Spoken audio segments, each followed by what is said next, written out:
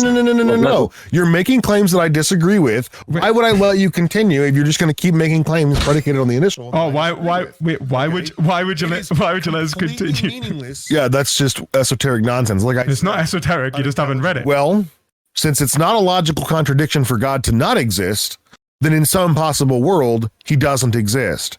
And if he doesn't exist in some possible world, then by definition, he doesn't exist in any possible world, including this one. Aquinas describes this as existence being the Father, truth as the Son, and love as the Holy Spirit. So what I'm arguing is that through the logical mediation of universality, particularity, and individuality of truth, we gain truth of reality itself as existence being one with its essence. Now that would be the truth of God. Xerxes, I'm a big fan, bro. I always listen to your things and rants, and even if you lost this debate, remember you won like 99% in the past. I love you, bro.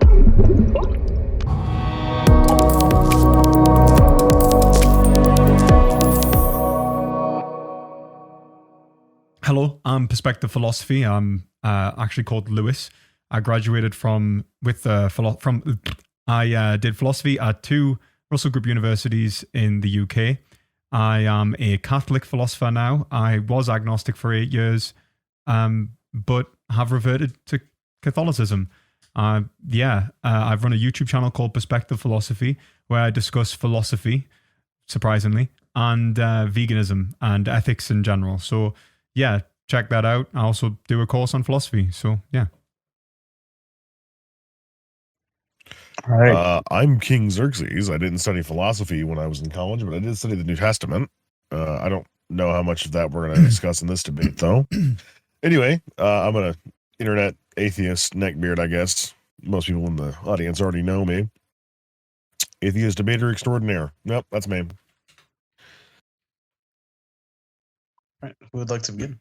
I'm going to start the timer as soon as one of you guys starts speaking on your opening.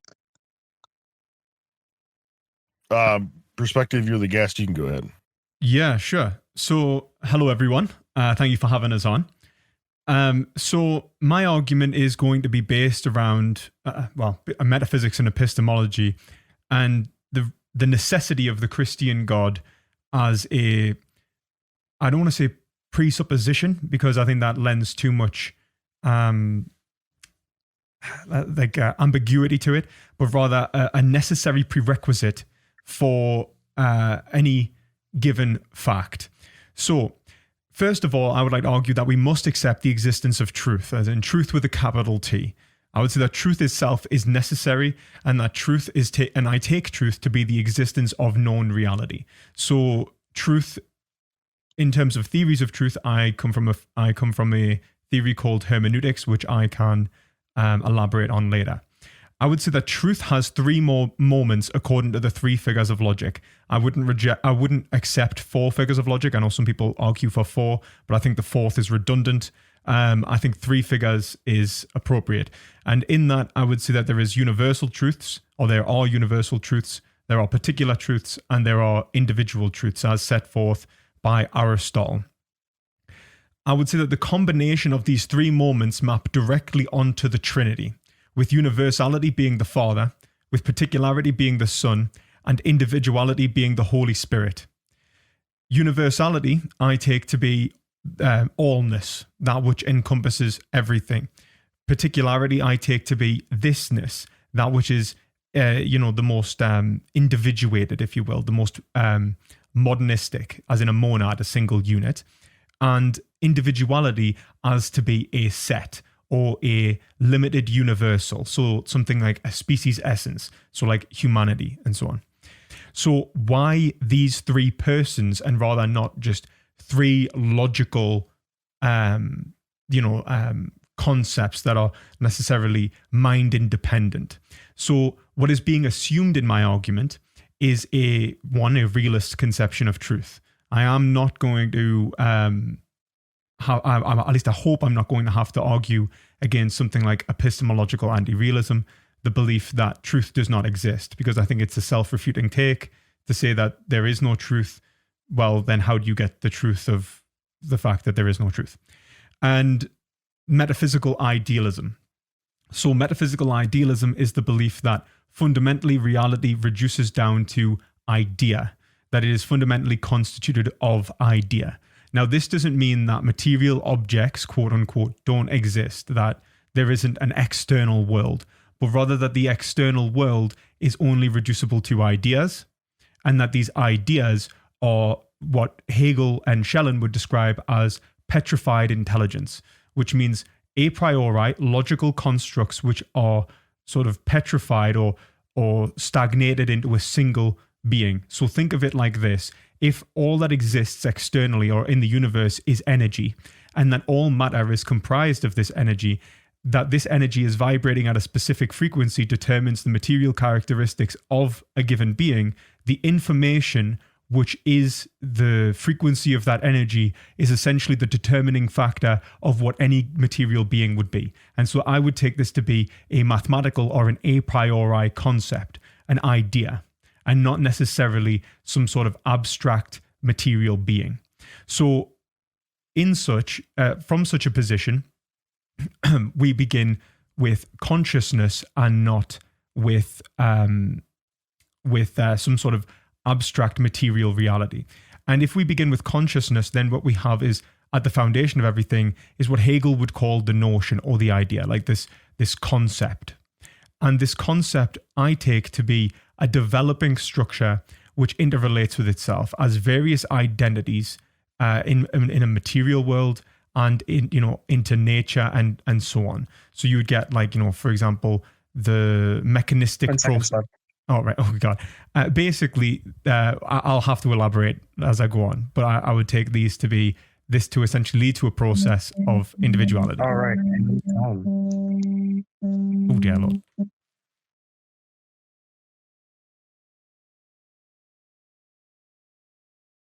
All right, just had to restart. Alrighty. Restart the timer. All right, Xerxes, whenever you're ready. Okay. Mm-hmm. All right.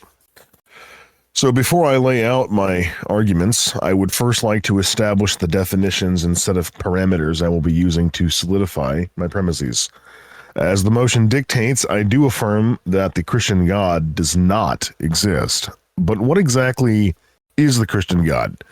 Well, the most obvious answer to this question would be Jesus Christ. However, Christian theology is not so simple. And in fact, I would wager that if you were to ask 100 Christians, what is the Christian God, you would get the same answer exactly no amount of times. Given the deeply personal nature of religious conviction, it's to be expected that any person who attempts to define what their God is will inevitably contaminate that definition with their emotional apprehensions. Unfortunately, Christians can't even really agree on what source material is best trusted to inform us about the properties and attributes of God.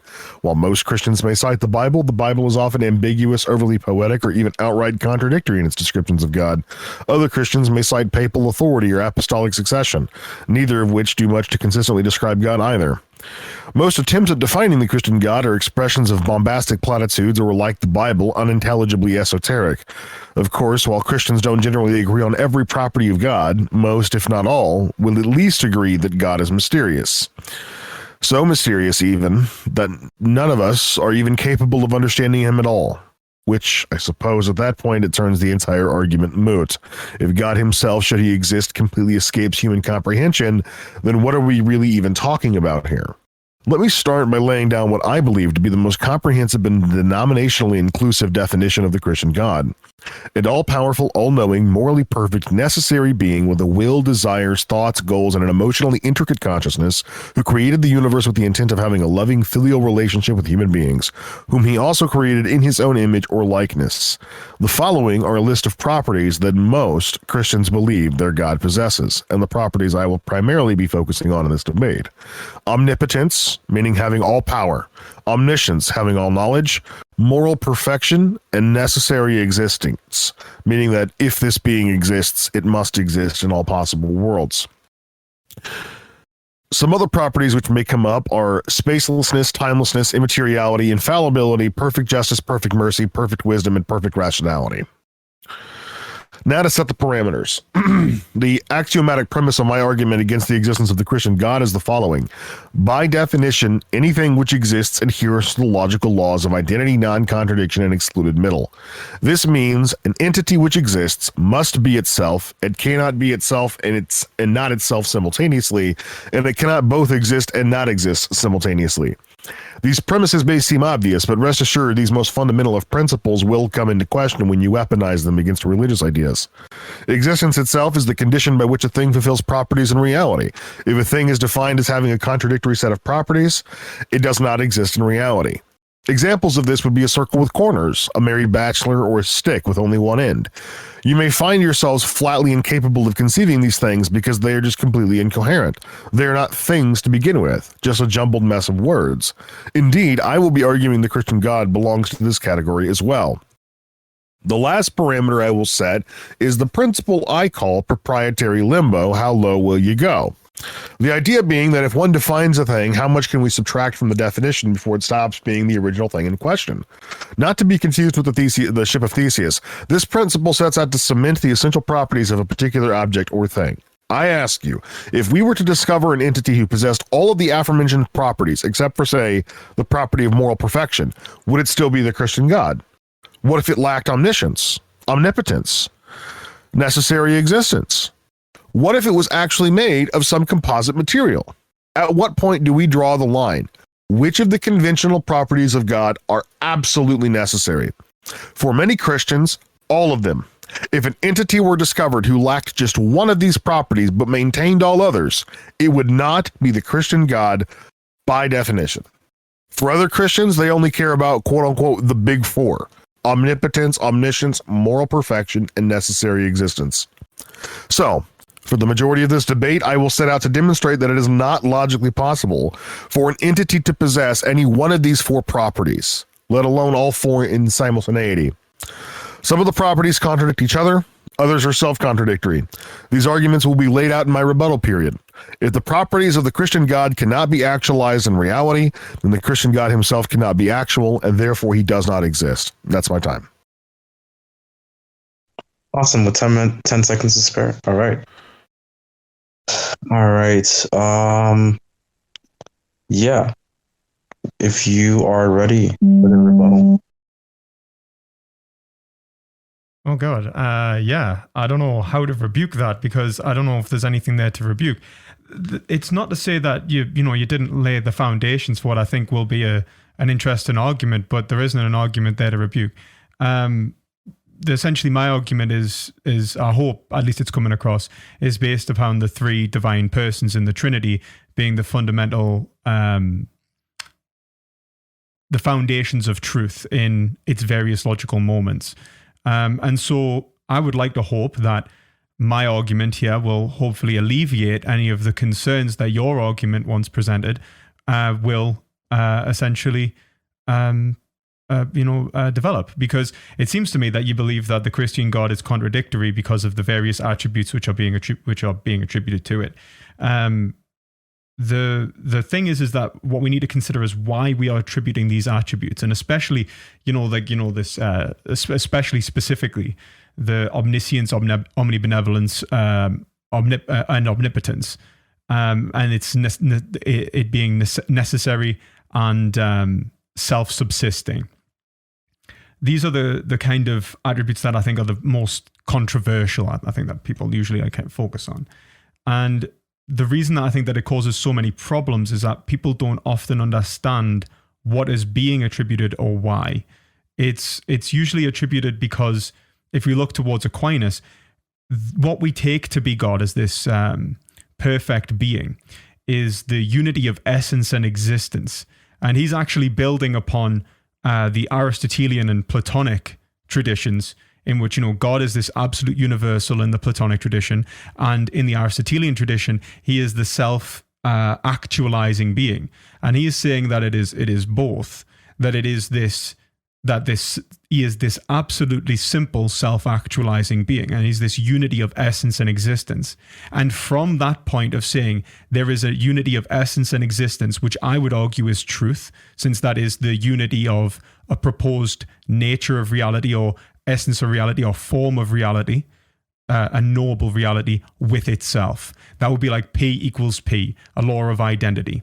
And so if you can affirm that there is an identity to reality, that it can be known and that there can be truth of it, then we have the very foundations of the Christian God, if you will. This would even be in ancient Greek philosophy. You could see this in some respects from Parmenides when he talks about what is must be, and this necessity of existence, this indubitable existence which cannot be denied, right? So this is where you get this foundation of the Christian God. And then from this point, we then extrapolate into what that means.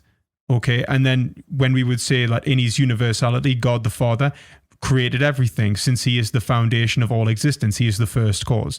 God the Son is the particularity, is the foundations of truth, the unity of existence with essence. And God the Spirit is love, the interconnection of all reality within the truth of God.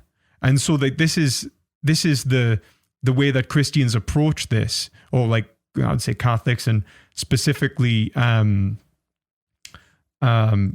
Aristotelian Christians approach this in relation to, people saying that they could not know God. Yeah, I mean, that's some Christians. I mean, like there was the Via Negativa movement, and even Aquinas said that we cannot know God in his true essence, at least from our particular stance. But that doesn't mean we can't have knowledge of God. It just means that we can't have total knowledge of God. So that's to say that we wouldn't be able to define God in himself, and we would talk about him allegorically, and that the words that we attribute are often allegorical, which will lead to, when applied incorrectly, to logical inconsistencies. But this is often an issue from our application rather than an issue with the concept of God himself.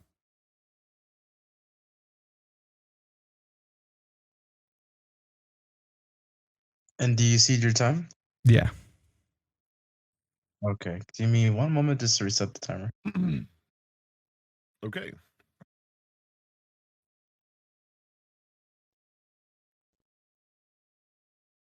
All right. Thank you for that.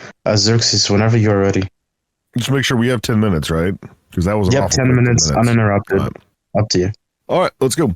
So the first and most important property I want to focus on is that of necessary existence. And the reason why I want to focus on this property is because if God does not necessarily exist, what that would do is relegate him to a brute contingency, at which point there are plenty of other explanations which just as likely could fill that vacuum. And most of them don't require unnecessary and superfluous assumptions the way that the Christian God does. So the question we must first ask is, what is the fact of the matter which makes God's existence necessary? The reason this question must be asked is to identify the type of necessity that we're talking about. And there are only two options. The first is conditional necessity, and the second is logical necessity. If God is conditionally necessary, then it follows that some condition necessitates his existence. For instance, if I'm playing a game of dice and I wager on a 7, all you need to know is whether or not I won my bet to know if I rolled a 7, because this was the necessary precondition for winning my bet. However, rolling a 7 wasn't in and of itself necessary. It wasn't logically necessary. I could have potentially rolled any number between 2 and 12, but I randomly rolled a 7. While epistemologically, it was necessary I rolled a 7 because I won my bet. Ontologically, however, it was not necessary that I rolled a 7. So, comparing this example to God, the necessary condition of God could be the universe. Without God's existence, the universe wouldn't be here. So since we know the universe is here, it's necessary then that a God exists to create it. However, this doesn't make God himself necessary. In fact, it doesn't inform us anything about the ontology of God. Why God exists as opposed to not existing is just a unintelligible mystery. Why he has the properties of omnipotence and omniscience and moral perfection, as opposed to the properties of impotence, ignorance, and malice. I mean, your guess is good as mine. It just is that way. It's random, just like me rolling that 7, which is to say that it doesn't really explain anything, and it doesn't really give us any grounding for the ontological basis of our reality. All we're doing at that point is kicking the metaphysical can down the road. We are attempting to explain the inexplicable random universe with an inexplicable random God, which answers no questions and solves no problems. What's the other option, though? The other option is logical necessity, meaning that it must be the case that God exists. In fact, it must be the case that God exists so much that in no possible state of affairs does God not exist. This is what we would refer to as logical necessity. But again, what is the fact of the matter that makes God logically necessary? If one were to say that God is logically necessary because he's God, that wouldn't really answer the question. For instance, if I were to ask you, what is the fact of the matter that makes Santa fat? You couldn't say, well, fatness is just what we mean by the word Santa. Santa is fat by definition. Well, that doesn't answer the question. You could have an antecedent cause. Maybe he ate too many cookies or there's no treadmills in the North Pole. But there is some reason why Santa is fat, even though we both identify Santa as having the property of fatness. What is the fact of the matter that makes Santa fat? Similarly, what is the fact of the matter that gives God the property of necessary existence? What makes his existence necessary? Well, if a thing necessarily exists, or is necessarily true, rather, then that means it's true or it exists in all possible worlds. Meaning that the inverse of this proposition would be a logical contradiction. So there we have it. What is the logical contradiction with the statement, God does not exist? Allow me to offer you a comparison for a moment. The statement 2 + 2 = 4 is logically necessary. The value of 4 is the value of 4. This is intrinsic to having a coherent semantic theory and understanding mathematics. And in all possible worlds, the value of 4 is the value of 4, because the way in which we evaluate possible world semantics is by determining whether or not the world in question adheres to the laws of logic. And making the proposition that the value of 4 is not the value of 4 is a blatant violation of the law of identity, which is a classical law of logic, and therefore in no possible world could any entity or proposition violate this law. So if the statement God does not exist is logically necessary to be a contradiction, the only way that can be a contradiction is if the statement God does not exist equates to the statement God is not God. But it doesn't equate to the statement. Not so far as anybody could tell us or show us. There is no logical contradiction with the statement that God does not exist. Even if you incorporate the necessary existence element into there, all you have to do is say, if God exists, then he exists necessarily. Meaning that should he exist in all possible worlds. But I could just as well say that a being which, if it exists in all possible worlds, does not exist, that's not a contradiction. It is not a contradiction for a being not to exist that if it existed, it would exist in all possible worlds.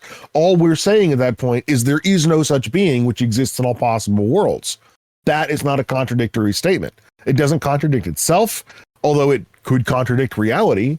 But even if it contradicted reality, that wouldn't itself be a logically contradictory statement. The statement that oranges are not fruits is not internally contradictory, unless being a fruit is an essential property of an orange. Similarly, the statement oranges are not round is not internally contradictory because it's not an essential property of an orange to be round. So if the essential property of God is to exist, then it would be a logical contradiction for God to not exist. Of course, as any philosopher will tell you, existence isn't a property. So the only way for God to have the property of necessary existence is for him to have the property of existence. And existence is not a property. If it were, you would create semantic incoherencies. For instance, if existence is a property, then the dispositive property of non-existence also comes into play. Meaning that if I were to say the statement Zeus does not exist, what I've literally said there is such a thing called Zeus, which does not possess the property of existence, or rather possesses the property of non-existence, which is completely incoherent. Things that don't exist don't possess anything, let alone properties. Existence is the condition by which things fulfill properties in reality. So using existence itself as a property is incoherent. It leads to a mess of semantic contradictions. The other problem with it is it adds nothing to a concept. Every other property you can conceive of in your mind adds or subtracts from a concept.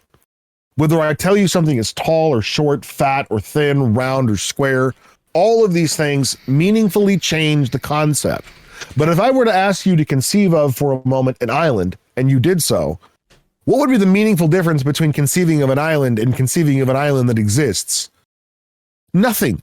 They're both an island in your head. Now, what you're actually referring to in the real world is beside the point. In your mind, there is no difference between between an island and an island that exists, because existence is not a property, nor can it be used as one. And this has been known to philosophers for many centuries, which is why Christians will normally only argue that God has the property of necessary existence, which is to say, again, that if he exists, then he exists in all possible worlds. Well, since it's not a logical contradiction for God to not exist, then in some possible world, he doesn't exist. And if he doesn't exist in some possible world, then by definition, he doesn't exist in any possible world, including this one. Therefore, the Christian God does not exist. And I'll yield the rest of my time to the open dialogue. All right, thank you for that. But before you do, I just wanted to give you guys a little reminder that the open dialogue is going to be going on for about 20 minutes. And essentially around the, we could do like 22 minutes.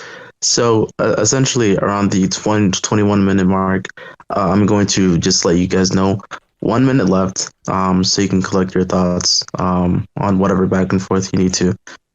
So let me just start the timer.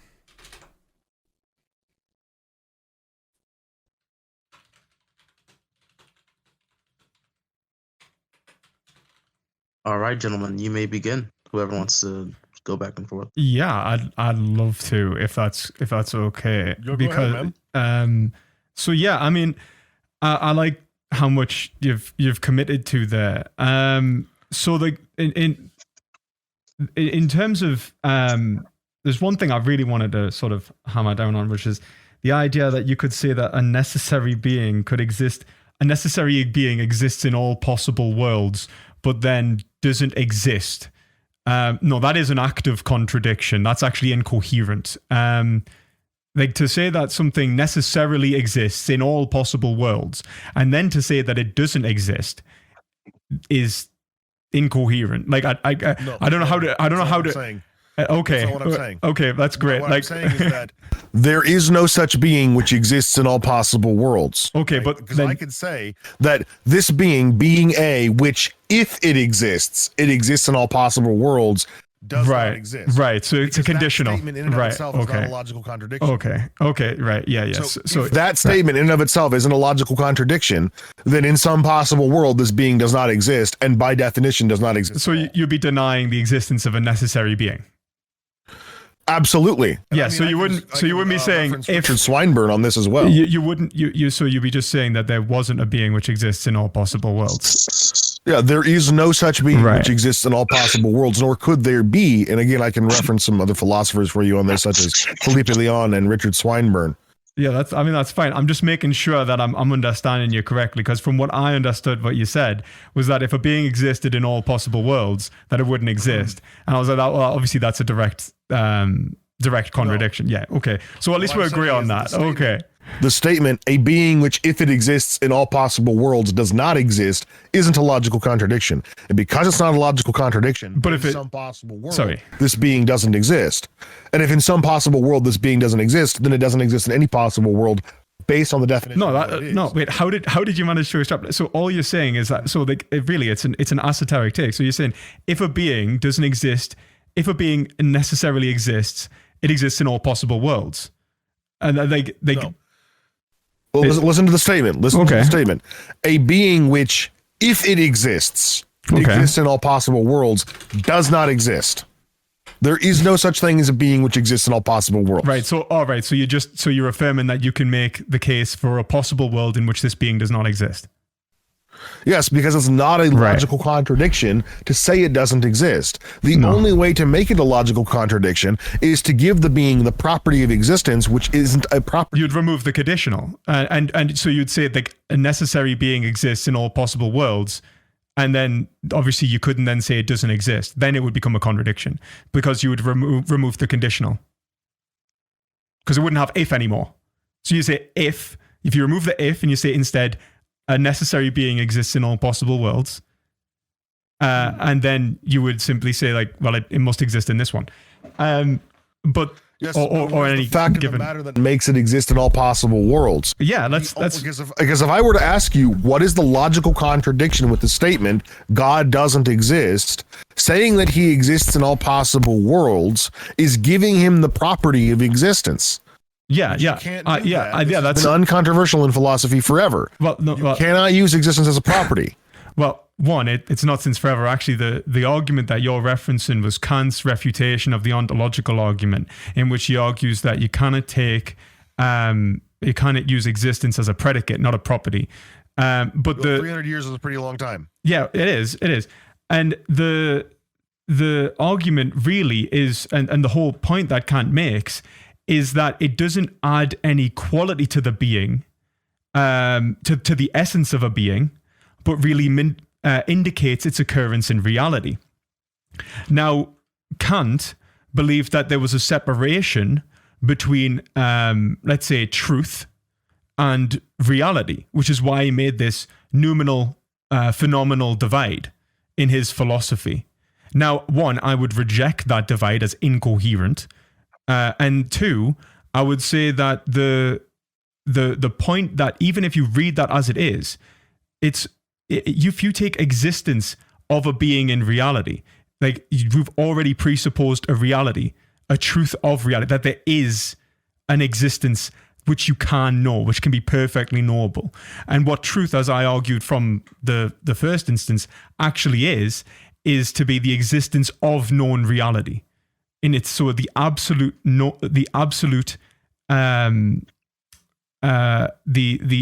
absolute knowledge of reality as it is would be truth. You'd have truth then, okay? And as I said, that these can be taken into the three figures of logic. So then you could have three different moments which you can characterize this truth as: universality, particularity, and individuality. We're derailing a little bit from the topic. All right. So I don't think it's I still haven't heard what I would consider an adequate refutation of my point here. Okay, no being can possess the property of necessary existence because this requires possessing existence itself as a property. Existence is not a property. Therefore, a being which is defined as necessarily existing cannot exist. The Christian God is defined as necessarily existing. Therefore, the Christian God cannot exist. I think you're missing the point in saying that and this is the whole thing, that when we provide a quality of a being, a form, a essence, and that this is the whole thing are you denying that God has existence as one of his essential properties? God is existence. It's not a property. He is existence. Okay, that's just complete nonsense. That doesn't even make sense. Now you're drawing an identity comparison between God and existence. Yeah, that would be. It wasn't me. It was Thomas Aquinas. God the Father is existence. No, it's completely esoteric. It's not esoteric because you haven't read it. It's also borderline incoherent. Saying that God himself is existence is just saying that existence is what we call God. But existence does not care if you eat crackers and drink wine. Existence does not care if you have sex before marriage. Existence does not have a personal vested interest in our day-to-day lives. Well, this is what we do while naked. That's just completely nonsense. Existence is not by any means what we are referring to when we talk about the Christian God, it is. who is a being with an intelligence, an emotionally intricate consciousness, thoughts, emotions, goals, and desires. That is not existence. Existence is merely the condition by which things fulfill properties and reality. It is not something that incarnates itself into a human and sacrifices itself to itself so that all of us can live beyond human transgression, but only if we believe this actually happened, because for whatever reason, from whatever mysterious, inexplicable reason, it's not in the business of saving souls without getting the credit. Right. I mean, that was a lot of this is assertion. Not what we're talking about. Well, Don't is. try to sit there and hide behind esoteric philosophy like Aquinas. The Christian God Aquinas isn't esoteric. Existence. He is an entity. He's actually the standard in Catholic doctrine. Of the Christian God which makes the remotest amount of sense. Like, mate, say that he's literally just the substrate of existence. Don't yell. Come on. Nonsense. Come on. Don't play these fucking games with me. You're the one playing games. You're yelling right now. Come on. Calm down. Take a breath. Right. Look at it like this. Existence if we look back to the ancient Greeks, right, even before, let's say Thomas Aquinas, which is not esoteric, by the way, it's actually standard Catholic doctrine. But if we look back to the ancient Greeks and we look to Parmenides, like when we talk about this sort of oneness of reality, this oneness of of reality as itself, as knowable reality, this is what we take to be indubitable. What is must exist. It's to say that, for example, for a thing to be, it must have existence. When we take existence to be in the abstract, in its universality, then we mean existence as it is. We simply say is or must be. And it is abstract, right? And, you find this in other religions. You'll find this in something like, Hinduism. You'll find it in like Buddhism. You can find this in, in ancient Greek thought. You can find this all over the place. Okay. But Perspective philosophy. in terms the of Christian God wait, whoa, I am aware there are other pantheistic ideas that calm down. No. You're making claims that I disagree with. Why would I let you continue if you're just going to keep making claims predicated on the initial? Oh, why would you let us continue? Meaningless. Why would you be? The Christian God is just existence. The Christian God is literally a dude. He has thoughts and emotions and goals and desires. Yeah. And he willfully incarnated himself as a human to come down and die as a sacrifice. Absolutely. Okay. To atone for human transgression. That is not a coherent quality of just mere existence. Okay. That is baffling nonsense. Okay. One, I hadn't finished. And two, you need to calm it down, man. You really do. Just take a breath. It's a debate, right? Like, if I'm wrong and you're right, then you shouldn't be this mad anyway. And also, if I say something you disagree with, that doesn't mean you have the right to interrupt.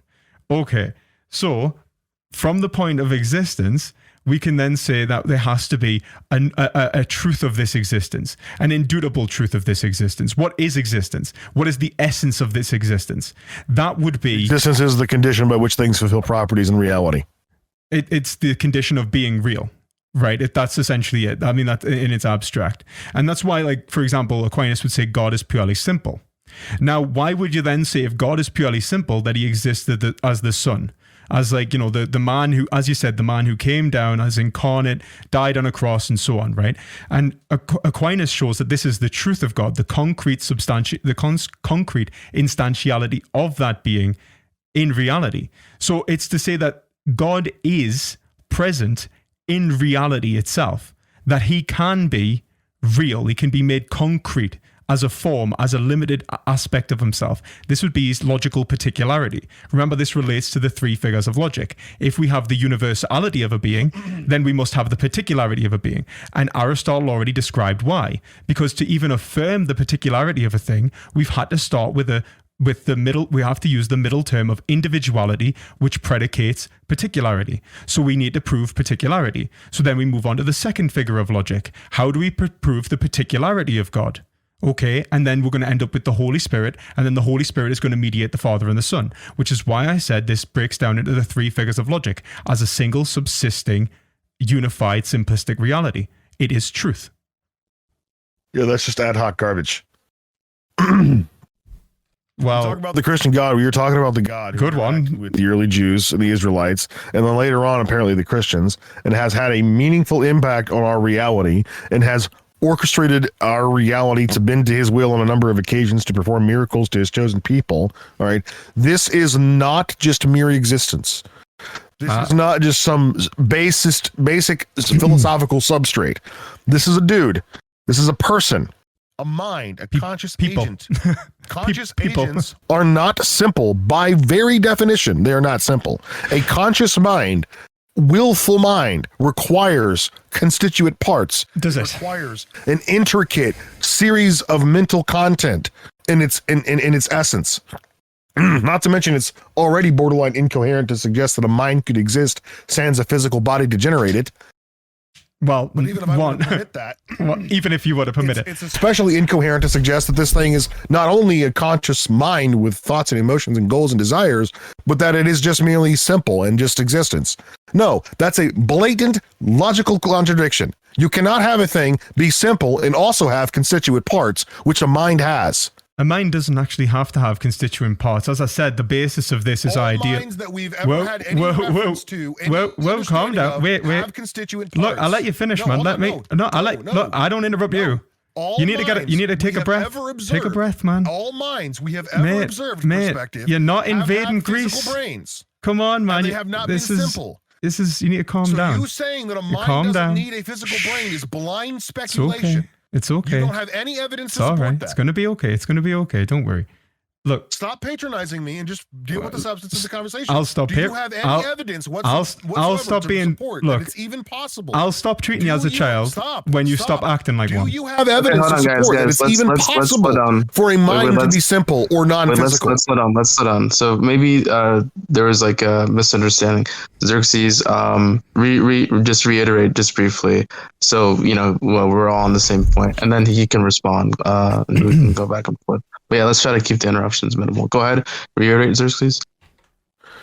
I want him to give me any shred of evidence that minds could ever be non-simple or that they couldn't be dependent on some sort of physical substrate to generate them. One shred of evidence that's even possible. All right, go ahead. Okay. So, as I said at the start of this, I am assuming idealism. Now, if you know anything about idealism, that means that reality is reducible to idea. And the unification of idea is mind, as you'll see in Kant, who you referenced earlier, and more coherently in Hegel. And so when you see as this abstract idea, if you talk about the abstraction of reality, the most simplistic reality of experience and your most fundamental experience, if you think about it, if you try to abstract everything away and you break down to the most fundamental experience, the unity of experience is the universality of mind. It is your mind. That's the point I'm making. That is idealism. Now you can try and argue against idealism.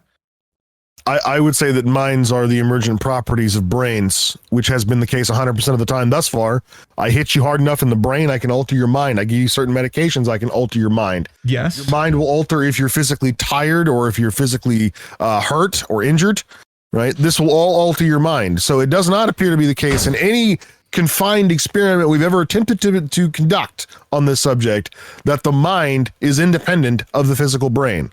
They are connected, if not directly dependent on one another. Mind is the emergent property of the physical brain, and all the evidence that we have suggests this.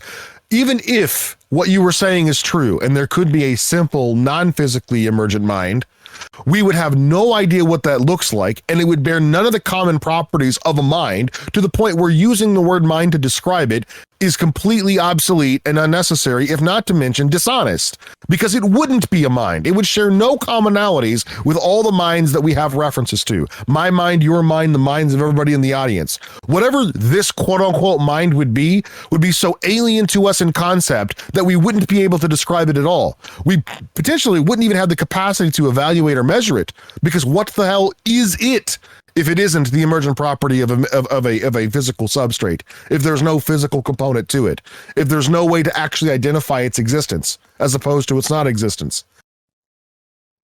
Okay. Well, one, that I think that was very esoteric. I think that the idea of we wouldn't be able to understand it. Well, yes, we would. I'm actually trying to draw the allegory between our minds and it right now. But also there's the point of when you say it's nothing like this sort of physical reality that the minds as we take them to be emergent properties of a physical being. Now, I do think that our minds are connected to physical reality. I think you'd have to be quote unquote physical reality, which I've already argued to be kind of petrified intelligence, an expression of information. But even if we accept that, it is like this sort of physically emergent quote unquote thing.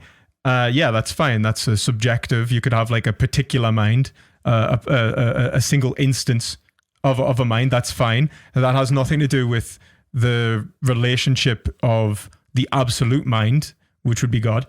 So what you said in terms of, you went on to then say that this mind couldn't be known and that it would share no resemblance to us. Well, it would actually. So specifically in terms of logical, in terms of the development, in terms of logic and how we can actually affirm something to exist. I don't know if you read much Kant, but the argument that Kant's essentially given is that reality cannot be described as through something like empiricism or physicalism, which means that you can't simply look outside and abstract truth. You actually need to impart a sort of criterion onto reality for it to be known. And that criterion comes from the intuition, it comes from your mind. And that is what are the a priori concepts, the categories of the understanding. These categories of the understanding, when related to existence, so the relation between essence and existence, absolutely would be mind. Okay, the unity of mind. That would be what you're experiencing. Okay, if we did this to the nth degree, like as in you took logical categorization, right, and then made it absolutely coherent with itself in its petrified form, in its physical reality, if you will, in its abstract form, its universality, its logical underpinnings, and you connect this together, then you have God. This is divine. This is the divine mind. Perspective philosophy, like this is all just complete esoteric nonsense. And at no point have you demonstrated that God exists in any of this. You're speculating as to what could be or might be the case, possibly, potentially, maybe. And not to mention, you're doing it in overly grandiose and grandiloquent language, which the overwhelming majority of myself and the audience can't even understand. Right? I don't know if this is an attempt to make yourself sound smarter than you actually are, but all you're doing is causing our eyes to glaze over. All right. So I could give you some suggested reason that I'm making. I want you to answer the points that I'm making. Okay. I did answer the question points. number one: have we ever observed a mind, or anything that can even be considered a mind, which is both simple and not contingent on some physical substrate to generate it? Well, I'd say that I would say that we perceive God. Okay, that would be begging the question. Well, if you're saying like clearly I don't perceive God. No, I think you do. I just think that you deny its existence. I just think you're wrong. You can be wrong. Wait, what? No, yeah, I don't perceive God at all. No, you do. There is no God in my worldview. I don't care about. Really incoherent concept to me. No. So what do you mean by perceive God? As in that you engage with a reality which is fundamentally constituted of mind, of idea. That idea, when you interact with it, is God. Yeah. Oh my gosh. God is this. God is that. God is isn't he? At this point. Like this is just redefining the label so that you can shoehorn it into something that exists. All right, God is my cat, therefore he exists. But as I said at the outset of this conversation, this is basic theology, man. No, it's not basic theology. It's fucking woo-woo is what it is. And I've met plenty of Christians and talked to plenty of Christians who do not adhere to this nonsense. Well, have you read any of the classics? Just existence. I have read plenty of the classics. So you've read. So why did you think Aquinas was esoteric? Stop. Now we're going down the meta. Okay. That's not play that game either. Can I just say you guys have about 1 minute left, just so you know. I want you to give like an affirmative case, right? Rebuke any of the points I've made thus far because you haven't done so. You haven't shown how existence can be used as a property insofar that God can be existence, whatever the fuck that means. Which just sounds to me like nonsensical language. I can be as meaningful. I've already explained that Kant's argument about existence being a predicate, which you're actually alluding to indirectly, is to point out that a quality of that existence doesn't add anything to an essence, whilst also assumes that there can be an absolute relation between essence and existence. And if he doesn't assume that, then it ends in a contradiction, which it does, which is what the entire tradition of German idealism sought to then undo with the noumenal-phenomenal divide, where he has to presuppose a reality which is unknowable to then allow for reality. I'm still okay. So we don't get to establish how it is the case that God can possess the property. So thank you.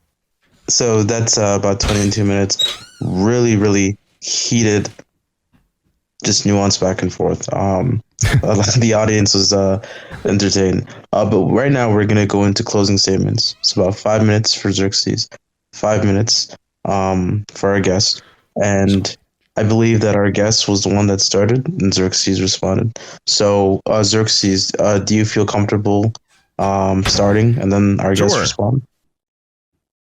All right, we'll start. Okay. No. Yeah, so I'll begin with my following with the my closing statement with the following: the Christian God is, according to the majority definitions of him, an omnipotent, omniscient, morally perfect, necessary being with an emotionally intricate mind, thoughts, desires, and goals, who created the entire universe for the purpose with having a personal, individual relationship with human beings whom he created in his likeness or essence. Does that even remotely sound to any of you like a simple concept? Like a just simple mere existence? Like just the mere state of being, as though that would have some intentional will or volition to create other things in its quote-unquote image or likeness, that it would have intricate emotions and desires and thoughts and goals, and that it would have all these other properties tacked onto it, like the capacity for an effective will, the ability to just generate things into being on a whim. None of that is simple. None of that is just mere existence. These are all a property set of a being, an agency, something distinct from just the mere condition of existence. And there is no way of wording this with philosophical woo that will get you out of that. All you do is teeter into the completely incoherent, the borderline insane, and the outright unintelligible to hide God behind a vapid cloak of mystery and philosophical grandiloquence, which won't work. Because if I can't even begin to comprehend what you're talking about, I'm certainly not going to believe that it exists. At that point, it's just an unintelligible mystery. And what have you really accomplished? What have you proven? What have you solved? Fuck all. That's what you've done. You haven't answered any questions. You haven't solved any problems. And nor have you strengthened the confidence of other people. Using language like that just to make yourself sound smarter, it does not accomplish anything. It doesn't persuade anybody. And it certainly doesn't mean that the thing that you're talking about is any more true. I use simple language because I want people to understand my concepts that I use and my arguments that I use as well as they possibly can. I try not to hide my intentions or meanings behind esoteric gobbly nonsense. But apparently perspective philosophy could not pay us that same courtesy, and his entire argument was shielded behind an impenetrable wall of 4-syllable words. Because that's what a debate's about. Who can say the biggest $3 words? It's not about, can you actually demonstrate the substance of your point, apparently, which I think I effectively did. Nothing can possess the property of existence, therefore the statement God does not exist is not a logical contradiction. And if Mr. Perspective Philosophy is going to say that the statement God is existence is the truth, well then the statement God exists would be unintelligible, would be incoherent. In fact, it would be a category error. So, of course, even at that point, the statement God does not exist is still not a logical contradiction, because the statement God is existence is true in his mind, which is philosophically meaningless. But regardless, at no point did he actually argue that God does not exist as a logical contradiction. Like, he didn't provide the logical contradiction in there, other than to say that it's not impossible for him to have the property of existence, which he never proved. Right? Is existence a property? Yes or no? We didn't even get that far. The answer is no, it's not. You cannot use it as a property no matter how hard you try. You cannot define your God into existence no matter how hard you try. Ultimately, the properties that the Christian God possesses are incoherent and contradictory. Therefore, they cannot be actualized in reality, and therefore the Christian God is not actual, and the Christian God does not exist. I rest my case. All right. Thank you, Xerxes, for your closing statement. Yeah, I will reset the timer. You can now begin your closing statement, God. Yeah, well, thank you very much for the discussion, I suppose we'll call it. Yeah, I think that it's funny that I think the most of the statement was just a sophistic attack upon my character and my debate style, and even the intentionality. You're actually you are resting your case because you're trying to provide a mens rea for my position. Well, no, this is look at this guilty mind, for he is trying to persuade you with his $3 words and his fancy articulations in order to distract you from the truth of my position, whilst I am such a simple, humble man. Please, everyone, a round of applause. Now, okay, back to the actual philosophy, and we'll stop appealing to pathos and we'll actually get back to logos. My argument is to say that there are 3 divine persons or absolute persons which represent the 3 figures, which are represented in the 3 figures of logic. I provided the fact that existence must be, and that was the simplicity, the father, if you will.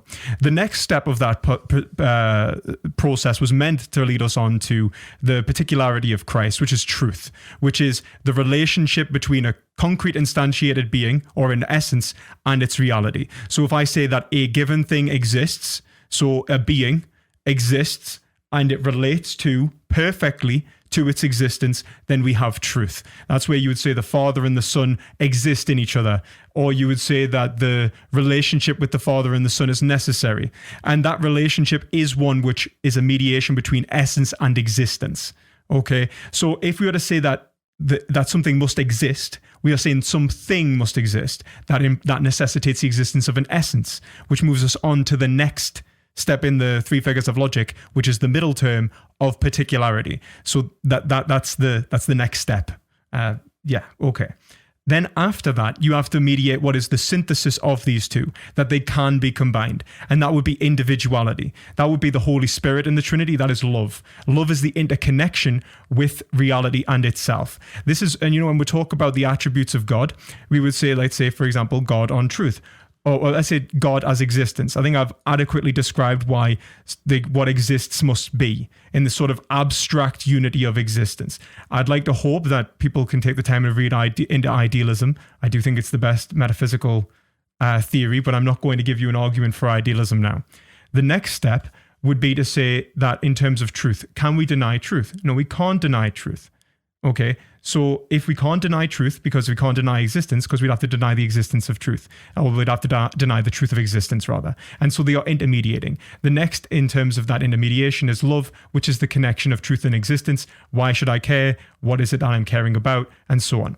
And so Aquinas actually says from this point, we can actually derive the properties of God. We can derive God's omnipotence, for example, since if he is the bedrock of existence, then everything exists causally because of him, because he's the foundation of everything. And so he is creating and subsisting everything because he is existence. If he is the truth of that existence, then their form, their what they are is also dependent upon him. So that he is the efficient cause and the formal, he is the efficient cause and the material cause, both trace back to God. Okay. And so that's the point that Aquinas is making in terms of omnipotence. In terms of omnibenevolence, well, it's because he is present everywhere. His existence, he is that which causes everything. So he is causally present in everything, in terms of their continued subsistence, in terms of their the way in which they exist, their form. So he knows everything there is to exist about them. The final is the goodness of God, or like God in terms of God's love, and that is because when we look towards what is being constructed, it is a will. It's a self-actualization. Aquinas actually puts this as I answer that God is the supreme good simply, and not as existing in any genus or order of things, for good is attributed to God, as well as said in the preceding article, inasmuch as all desired perfections flow from him from the first cause. They do not, however, flow from him as an unequivocal agent, as shown above in question article 2, but as an agent which does not agree with its effects, either in species or genus. Now, the likeness of an effect of a universal cause is found uniformly. So what he's actually saying is that all good flows from God because God is the unity of himself, that everything that exists only because God is actualizing himself. And so only thing that is actually occurring, and this is why it's divinely simple, is God is creating himself. Okay, thank you. All right, that is the closing of the debate. Now, we have a lot of people who have their thoughts to include in this debate. And we're going to be bringing a couple of them up here. So let me just see who's raising their hand. Alrighty.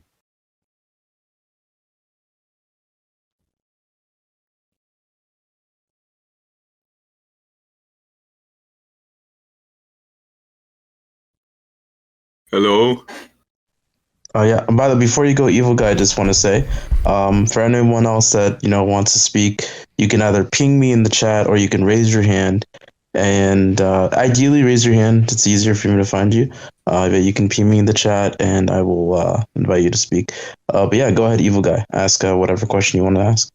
Yeah. So this is mainly because I've heard from perspective philosophy. I'm just curious about the regard. I've heard you say that you were agnostic first and then converted to Catholicism. Yeah. And so I was curious from a person, I'm also Christian. I'm curious, why specifically Christianity, and added to that, why specifically Catholicism instead of like stuff like Protestantism or Orthodoxy and stuff like that? Yeah. Thank you for the question. So first and foremost, the reason I went agnostic in the first place is because I didn't believe that we could make knowledge claims about God. I was actually convinced by the scholastics, it's called via negativa, which is that, know through the negative, essentially. You couldn't attribute any property to God because you'd be limiting his perfection. So to say that God is X would be a mistake. You could only talk allegorically of God. And I thought, well, if we can only talk allegorically of God and only talk about what God isn't, via the negative, then how could we have a knowledge claim of God? We seem to be saying that there exists this being which is separate to us, which we can have knowledge of, that we can, engage with, but have no knowledge of. I thought that was terrible. So I became agnostic in the literal sense. I thought that we couldn't speak positively or negatively on God.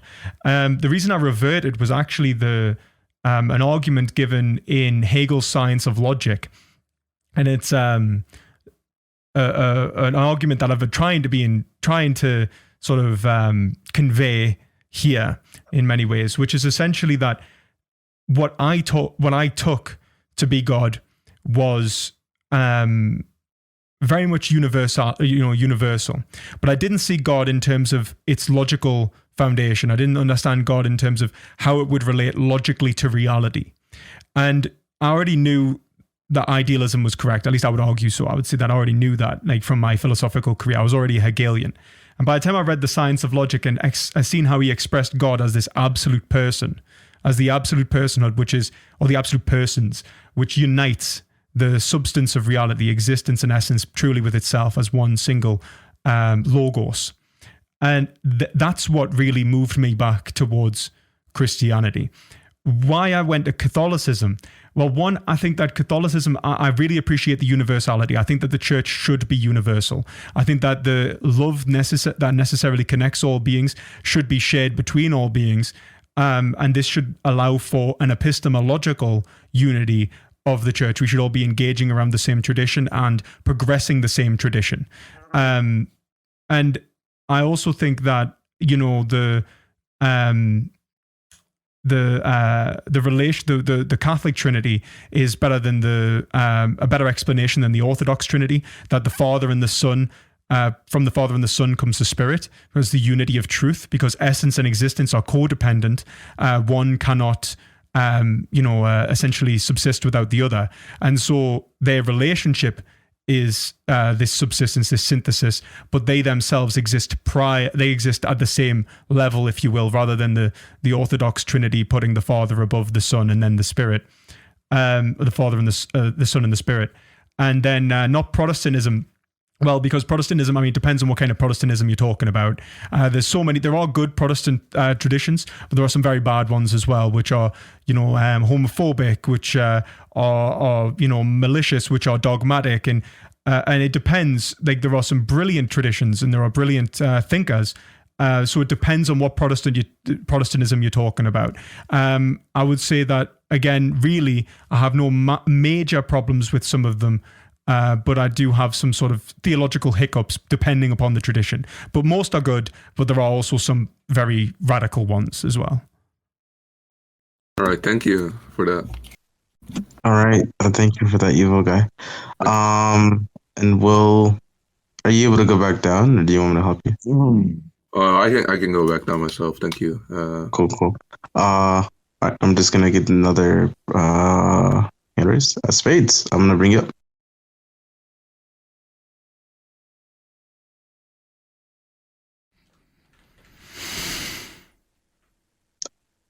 You're muted. Okay. Can you guys hear me good? Mm-hmm. Okay. I just wanted to ask because I'm sort of starting to try and get into philosophy and stuff like that. Where would you recommend like someone like a beginner like me to start? exactly? I'm assuming that's directed to me. The beginning. Yeah, I mean, quite actually. Start That's at the beginning. yeah, that's actually pretty good advice. Where would you say, Xerxes? Where would you say the beginning was? I was just making a joke, but Oh, sorry. Okay, depends on what you're most interested in. Yeah, it depends on what you're most interested in. When I started in looking into philosophy, it was mostly about meta ethics, but it depends on what question you're trying to answer the fastest. And if once you figure that out, that's the one you want to look into last. Okay, I would. I mean, that's some good advice. So that's very Baconian. Hold that which is you have the highest regard with the greatest skepticism. But I would say start with Plato. I would say specifically, I'd say start at the beginning. Start at this. It's not the very beginning of the Western tradition, but it's close enough. I would say start with Plato, specifically the early dialogues. You'll get an understanding of the virtues of what a philosopher should have in terms of their pursuit for truth.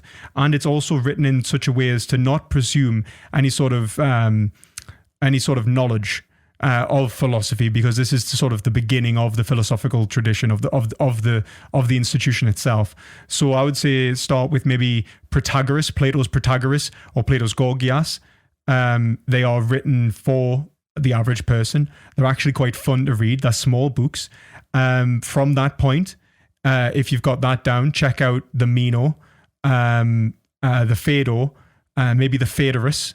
There's some really good. That should take you into his middle period, and then for the culmination of that, check out the Republic. And then once you've gotten Plato down, then you can have a look at Aristotle. And if you get Plato and Aristotle to your bow, then really, in terms of learning philosophy, you should really have a number of different avenues to explore, which then should guide you through your philosophical career. And you'll know what from looking into people's content, what people are talking about, you'll find avenues where you want to progress that way. But I would say start with the classics and then build from there. All right. Yeah. Okay. That was pretty much just my main question, really, for you guys. Oh, cool. All right. Next up, Dan of War, whenever you are ready.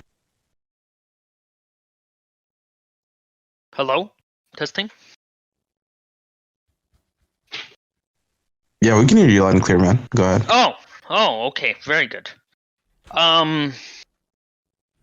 This is a question, I guess, for Xerxes. I personally, now, just before I say this, let me compliment you on the debate, my brother. You did a very good job. But is there a particular reason why you interrupting, and personal attacks and all this? I tend to operate with certain axioms of ray or respect. So there are reasons, or is it just you got an emotional there? I interrupt whenever there's a point of contention, because if I just let him continue, then he's gonna say a bunch of things that I disagree with. So why don't we just stop at the first thing I disagree with and clarify that one? As for personal attacks, I didn't issue any. Okay, that's fine. Okay, thank you.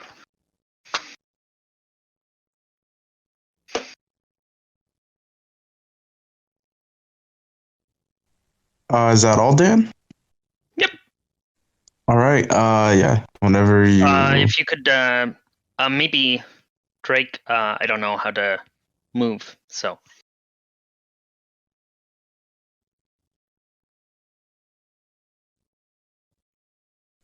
Okay. Let's see who else is up. Yeah, Dave. Whenever you're ready.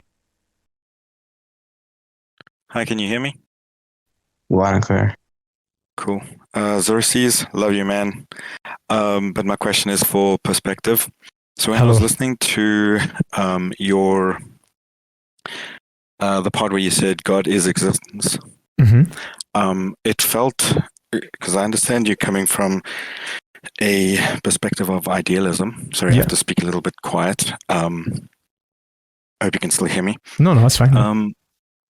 The problem that I have with that argument is it was almost indistinguishable from pantheism for me. Because if you're saying God is existence, okay, and if you look at a typical kind of graph or image of theism versus pantheism, on theism, you have God is separate from his creation, okay? But if you're saying God is existence, then it lends more to a pantheistic or panentheistic worldview. So can you describe what you mean by existence and try and differentiate what you mean by when you say existence from a pantheistic worldview?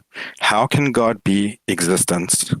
Because would existence not be reality, and would that also not be material and physical?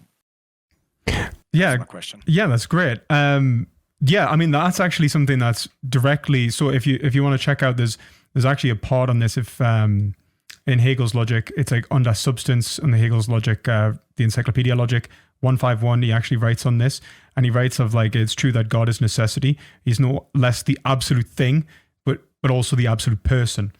And the reason that I would say that, so in terms of pantheism, you'd be taking it as a pure thing, an object. The difference between, and I have no real problem with panentheism. I actually think I would argue that Christianity is a kind of panentheism, or specifically that the Catholic Aristotelian version of God is a panentheistic model. And I don't think that that's in any way contradictory with the sort of theistic way in which we approach things anyway. I think that it just gives an order of priority for God's existence. So I don't think there's a problem there. But in terms of pantheism, there is to say that there isn't that God could just be the universe or something like that. Where I would say that the universe is actually a set within God, right? It is a genus, if you will, within God. Because it has duration, it exists in time and space. It's given metaphysical categories which delimit its existence, which it is de facto limited to. Okay, that would be the separation between, I would say, God as God and then the set of the universe within God. In terms of the sort of absolute, this necessity of existence, yes, but remember, I'm also saying that it's truth and that you cannot have the truth of existence. So you cannot have the existence without the truth of existence as a single unified individuality. And this individuality, I would say, is the bedrock of Christianity, and the bedrock of Western philosophical thought from the Greeks, leading on to Christianity. We're individualists. We see reality as fundamentally individualist as an individual. We're like, okay, God the Father, God the Son, and God the Spirit are three persons, and that these individuals are this logical unity, right? This self-subsisting unity. So if I take God in his universality, what I'm actually saying is that if I say there is an idea, I'm not simply saying an abstract idea like in pantheism. I'm saying that this idea exists in every particular, its concrete existence. That would be like in God the Son, it's truth. That has truth in every single limited form of itself, and that it provides these limitations, and that the unity of these limitations is the spirit. And this is where you get in Hegel what's called absolute spirit. And absolute spirit is the bedrock of all reality. So this is where I would say it differentiates between pantheism and Christianity, specifically because a pantheistic model I take to be abstractly universal, and where I take a Christian model to be individualistic, if that explains it in terms of logic. Yeah, you sound very much like a panentheist, because you're saying... I would probably agree. I probably am a panentheist. Yeah, because if you're saying the existence is a part of God's essence, then you're a panentheist. Well, it partakes in God's essence. So remember, partakes or the reason because I would say that God, it's like the set of sets. If you put a set within the set of sets doesn't change. It's always the same, but it subsists within the set of sets necessarily. Okay. If you don't mind, I would like to hear Xerxes' response to this, because I don't know if he was fully prepared to argue against panentheism and idealism. I'm not sure. I would just like to hear his response. My response to what exactly? Just the question of God's existence, or existence being a part of God. Just your response to a panentheistic worldview or idealism. Yeah, it's just taking the word God and applying it to some other concept that we equally don't well understand. The exact essence or nature of existence is just it's a mystery to us, and so we try to explain it with proper analogy. But no, I don't think that saying anything like God is existence is meaningful. Existence is existence. We already have a word for that. We don't need to add on another word for it, and we especially don't need to add on these ritualistic personifications and anthropomorphizations of a primitive concept that we're still not entirely sure that we grasp. Maybe we should stop making shit up as we go along. That's my response. Cool, thanks, man. That's it from me. Cheers. All right. Just want to let you guys know we have about 12 more, I think it's like 11 more minutes. 11 more minutes of the Q&A. We're going to try to get as many people as we can. Let's see who else is raising their hand.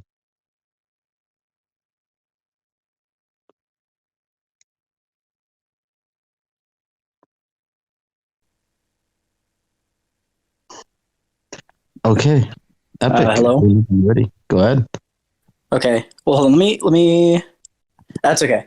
All right. So I just came in. Mainly, my question is for Xerxes. But if PP wants to comment on it too, that's fine. Mainly, I would just say, like, personally, right? Like, I'm an undergraduate student right now. I'm doing science, right? And I love science, and I think for a long time, like, I would go into science thinking empirical justification. Yeah, that tells me what I, can know about the world or not know about the world. As I've gotten deeper and deeper, taking classes and stuff like error analysis, right? You run into problems where you can't, like for instance, like you have a graduated cylinder, right?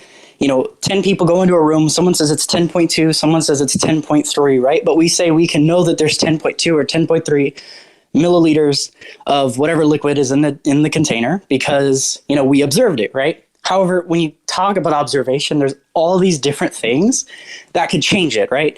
My goggles are foggy, or someone just has worse eyesight than me, right? And so, like, there's all these different things that when you really get down to it in terms of, like, epistemology, you have trouble, a lot of trouble. How are you going to justify that we've all consistently observed the same thing? That's why we have, like, conventions, like, significant figures, or, like, take the point at the bottom of the meniscus, right? Like in science, all these different things to make sure we're being consistent. But the point of the consistency is to minimize, we're getting a sort of average overall statistically of like whatever factors could make it wrong, let us know what's wrong. When it comes to the stuff that, like with God, right? I think like when you're talking about God, it kind of reminds me of like how I used to view God, because I used to be like staunch atheist. I'm agnostic now, I would say, but like in a lot of ways, like you refer to God in these ways that like, it's like, oh, well, I haven't seen God do this thing. I haven't seen God himself, right? And you say that if I saw an example of him doing that, then I would know it, right? But I think when it comes to how we do knowledge, even in like science, which I'd say is heavy on empiricism, right? Like there are certain parts of the thought itself, the consciousness itself, right? Like we're going from inside out to understand what we're seeing, right? And I think PP brought up a point like, you can't understand, like it's going to be hard for you to justify and understand like thought itself through observation, right? Because you can't really observe thought. And even if you could observe something about thought, like psychology, as he also mentioned, like with Kant, right? If you observe, like reality just is, so your mind differentiates what is to make sense of it. So I would just say, like, when you're talking about like the atheism and stuff, talk about that, like, what is your like criteria or like grounding for what you know? Like, what is your epistemology? Because I feel like in a lot of ways, like, and I know you were saying there was grandiloquent language, and I think philosophy could be like that. And like, I'm not, hating, but I would just ask, like, what is your standards for knowing something? That's my question. I assume that's addressed to me. So yeah, I assume that's addressed to me. Yeah. So when I say no, knowledge is just the label that I place on a belief, which happens to be true.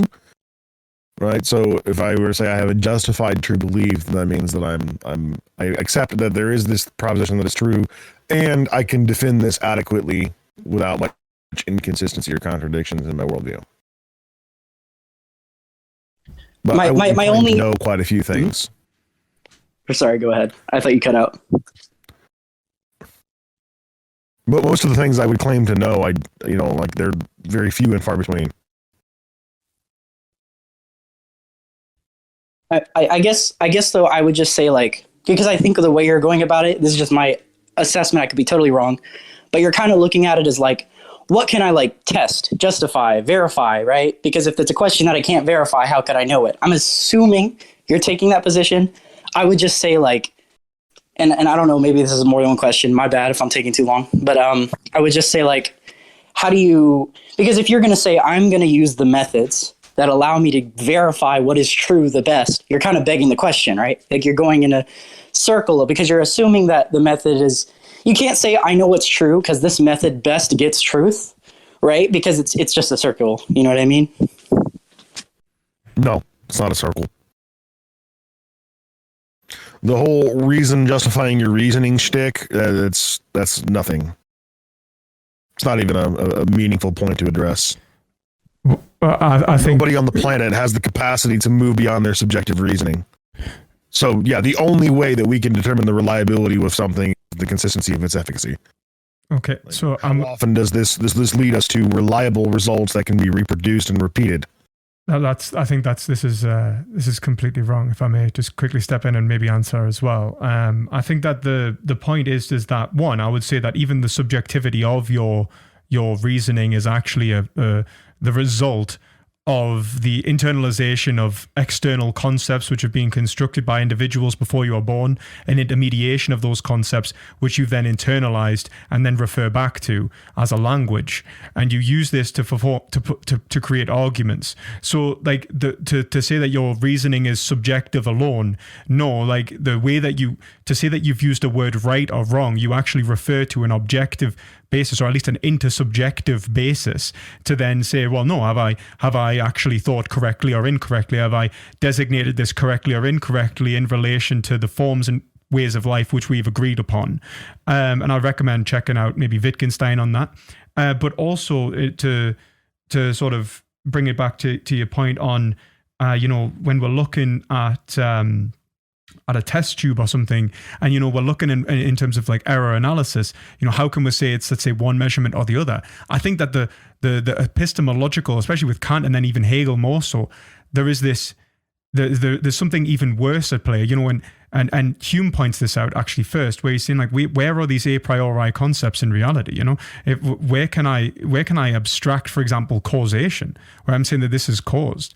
And Kant actually ends up saying, well, we actually already do place these categories into reality in order to have an experience at all.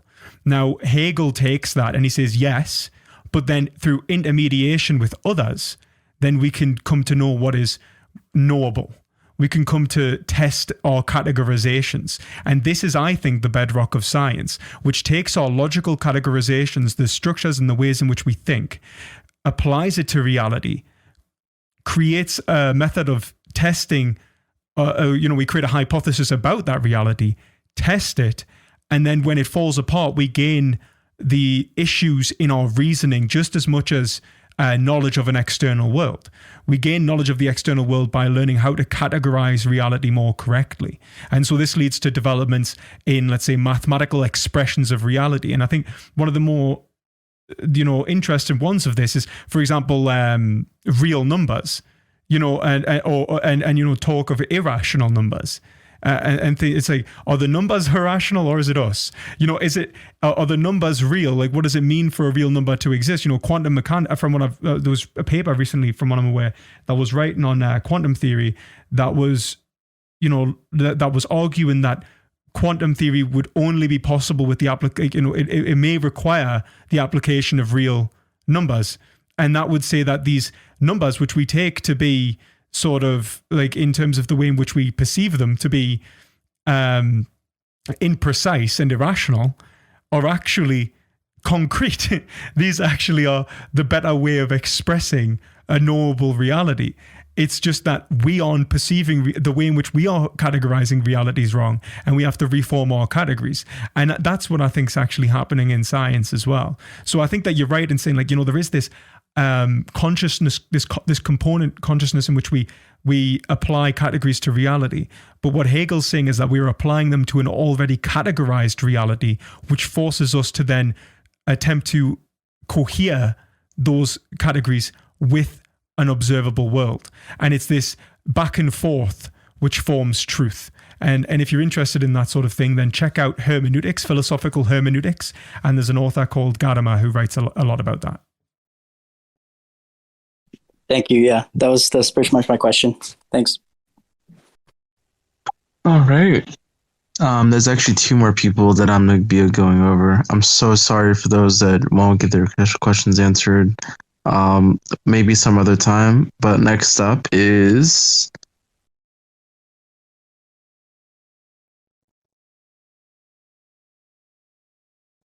Hello. whenever you're ready, sir. All right, so I have a question for perspective philosophy. I was gonna ask, like, I guess, like, where would I be able to read more about your stance of idealism? I'm assuming it's like Hegelian. I'm not sure though. Yeah. It is Hegelian. It's very Hegelian. I actually did a video recently on Hegel. You could check that out. Very brief. That's in 17 minutes. If you want specific reading on, I can give you reading for Hegel. I don't have anything that I could like kind of point you to that I've written that I would, maybe you could read. I do have a course, but I'm not expecting you to fork out the money for the course. If you have a question, you can just drop us it on my Discord. I might just do a video on it or something, like explain maybe what's the point of contention. Is there anything specifically you'd like in terms of reading? Do you want us to point towards like a reading for Hegel or? Yeah. Like a book of Hegel's maybe or something like that. Well, certainly. Well, in terms of books for Hegel, I'd say start with the Encyclopedia of Logic. It's written for students. It's the most easy to comprehend, and it goes through the system of thought. The issue is, it's still very difficult. Hegel is famously obscure, and he's writing. He writes with like a foreknowledge of philosophy that is like massive. So I would say rather than Hegel, start with a short or brief introduction to Hegel by Peter Singer. It's a very short book, and it doesn't do Hegel that much justice in some respects, but we'll get you the basis of Hegel to the point in which, you'll have to unlearn maybe some stuff or question some stuff later on, but it'll get you the basis of it. And then the next book I would recommend for Hegel's ethics would be David Rose's Reader's Guide to the Philosophy of Right. I think that's a really good reader's guide. You could also check out Norman's Guide to the Phenomenology. That's pretty cool. Obviously, Stanford Encyclopedia, Hegel's page on that. I would say get a good grasp. I'd say if you're going to start reading Hegel, like as a kind of like that, if that's where you want to start with the Encyclopedia of Logic, right. then maybe even the Philosophy of Mind within the encyclopedia, and then maybe the Phenomenology of Spirit once you've gotten them down. But don't go to the phenomenologies first of all, because it's like Hegel was like stressed out when he was writing it. He was trying to provide for his like illegitimate son. He was under a lot of pressure, and it's a good piece of work. It's a really great piece of work, but it's convoluted, it's obscure, and it's not his most developed thought anyway. So it's great, and you probably will want to read it eventually, but don't read that first.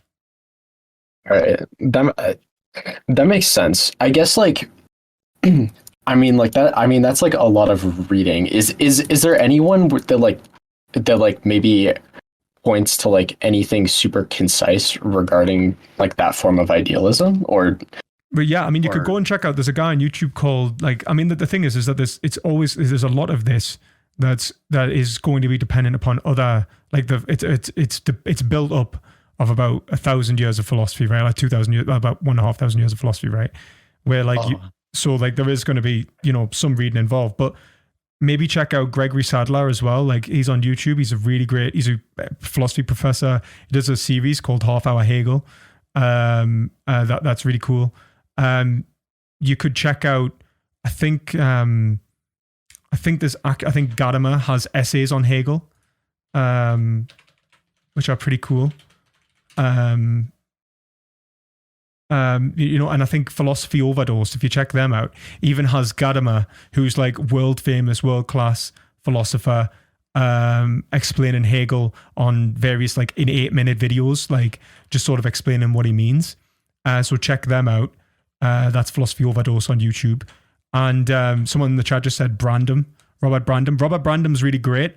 You could check Robert Brandam out, but I will say the way that he speaks is very esoteric. And unless you're an analytic philosopher and you understand analytic philosophy, I wouldn't start there. But you can check out Robert Brandam, and he writes a book called Spirit of Trust, which is very good.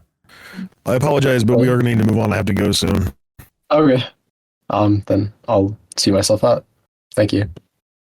All right. Last question, and yeah, we'll do something at the end. I've been saving this.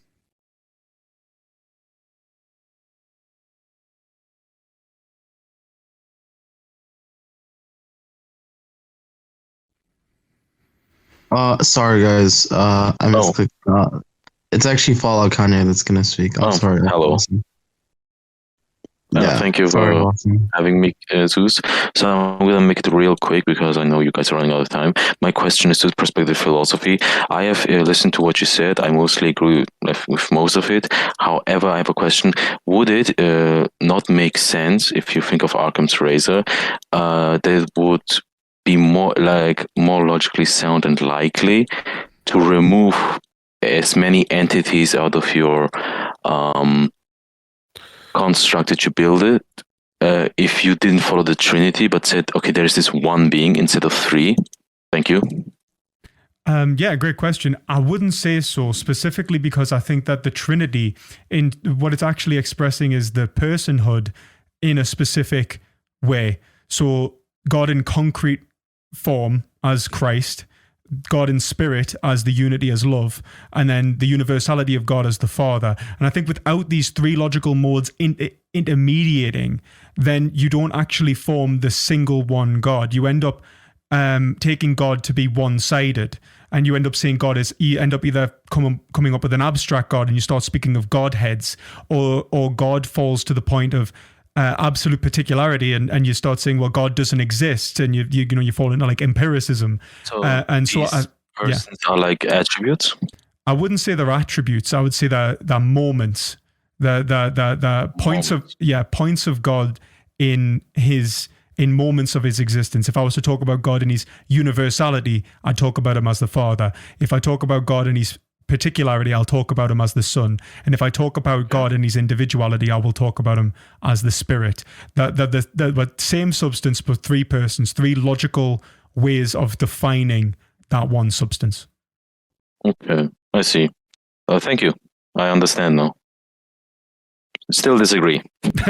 That's fine. You're welcome. Xerxes, I'm a big fan, bro. I always listen to your things and rants, and even if you lost this debate, remember, you won 99% in the past. I love you, bro. Thanks, buddy. Love you too.